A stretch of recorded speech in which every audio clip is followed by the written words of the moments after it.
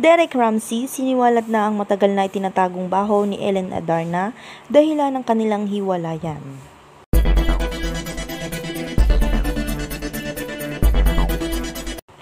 Matapos ang ilang buwang pananahimik, tuluyan nang nagsalita si Derek Ramsey at inilabas ang mga matagal nang kumukulong saloobin tungkol sa kanyang naging relasyon kay Ellen Adarna.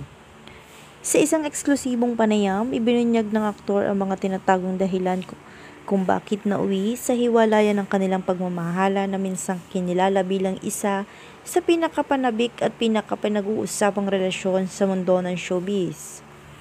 Ayon kay Derek, hindi naging madali para sa kanya ang naging desisyong magbukas ng bibig dahil ayaw niyang masira ang magandang alaala na naitabi nila ni Ellen noong sila'y magkasama. Ngunit dumating na raw siya sa puntong kailangan niyang magsalita upang ipagtanggol ang kanyang panig at linawin ang mga kumakalat na maling impormasyon na tila siya pa ang pinapalabas na may pagkukulang. Marami kasi ang hindi alam. Pinili kong manahimik pero hindi ibig sabihin na wala akong naging karanasan. May mga bagay na hindi ko na lang kinaya at iyon ang naging dahilan ko kung bakit kami naghiwalay. Pahayag ni Derek na halatang emosyonal habang isinasalaysay ang kanyang karanasan. Binanggit pa ng aktor na ilan sa mga ugali at desisyon ni Ellen ang nagdulot ng paulit-ulit na alitan at hindi pagkakaunawaan sa kanilang relasyon. Sa kabila nito, nilinaw niya na wala siyang balak siraan si Ellen bagkus nais lamang niyang ipahayag ang kanyang katotohanan.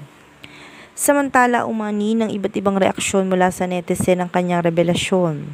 May mga sumuporta kay Derek at nagsabing tama lamang na magsalita siya matapos ang mahabang panahon ng pananahimik. Mayroon din namang nagsabi na mas makakabuting huwag nang ungkatin ang nakaraan lalo't pareho na silang may kanya-kanyang buhay ngayon. Hanggang ngayon, sa ngayon ay tikom pa ang bibig ni Ellen Adarna tungkol sa mga pasabog na pahayag ni Derek.